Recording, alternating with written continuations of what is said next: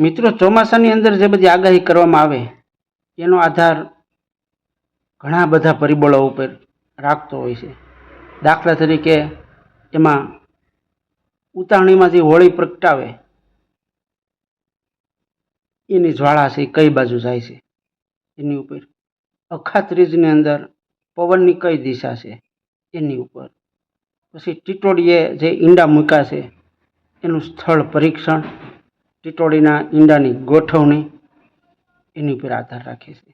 બીજું કે ઉનાળાના અમુક અમુક દિવસો એમાં ક્યારે ક્યારે તાપ વધારે પડ્યો છે એટલે કે તડકો વધારે પડ્યો છે એની ઉપર આધાર રાખે.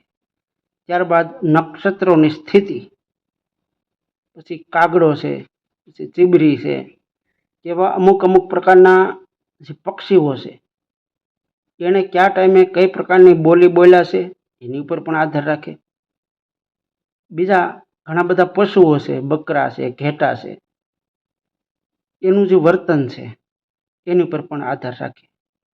અને આવી રીતે બીજું દરિયાની સ્થિતિ, કે ક્યારે ક્યારે ભરતી ઓટમાં હું ફેરફાર થયો એની ઉપર પણ વરસાદ કેવો પડવાનો છે એનો વર્તારો એની ઉપરથી નક્કી થાય.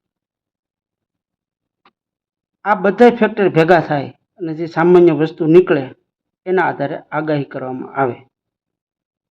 એટલે આપણે આંબા બાપા વારે ઘડીએ આગાહી કરે અને છેલ્લા ઘણા વર્ષોની અંદર જોરદાર માવઠા, વાવાઝોડા આવી બધી આગાહીઓ કરવામાં આવી અને મોટા ભાગે એ હાસી પણ પડી. પણ હવે આંબા બાપા કેટલું ખેંચ છે એટલે મેં નક્કી કર્યું છે કે હવે ભલે આ બધો અભ્યાસ કરવો પડે પણ હવે બહુ થયું, સંશોધન કરીશ અને આ બધાના આધારે હવે મેં આગાહી આવનારા વર્ષોમાં જીવતા રહેવું તો આ બધી જો અને તોની વાત છે. તો આ બધા જે પરિબળો છે એનો ખૂબ જ અભ્યાસ કરીશ અને એવું લાગશે તો વર્ષમાં 2-3 અઠવાડિયા દીવ જાય, એના દરિયાકાંઠે એના પ્રવાહનું, એના મોજા, એનું તાપમાન, એનો બધાનો ખૂબ જ અભ્યાસ કરીશ. પણ છેવટે આગાહી તો કરીશ, કારણ कि बहुत हुई मावठा की मार अब की बार काठियावाड़.